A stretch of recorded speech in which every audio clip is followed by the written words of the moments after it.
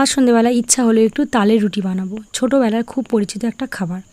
আগে অতটা খেতে ভালোবাসতাম না, এখন কিন্তু তালের সময় মনে পড়ে, খেতেও কিন্তু খুবই ইচ্ছে করে। দুই মেয়েকে বললাম তালের রুটি খাবি, ওরাও বেশ আগ্রহী। তো প্রথমে আটা লবণ দিয়ে নিয়ে তারপরে তালের পাল্প দিয়ে মেখে নিলাম, সে তো আপনারা দেখলেনই।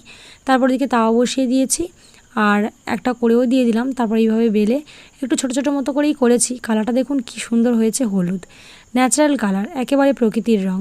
কি সুন্দর না? এই যে ভাজার সময় এত মনে আনন্দ লাগছিল, এই সব হলুদ হলুদ রঙ দেখে কিন্তু খুবই ভালো লাগছিল।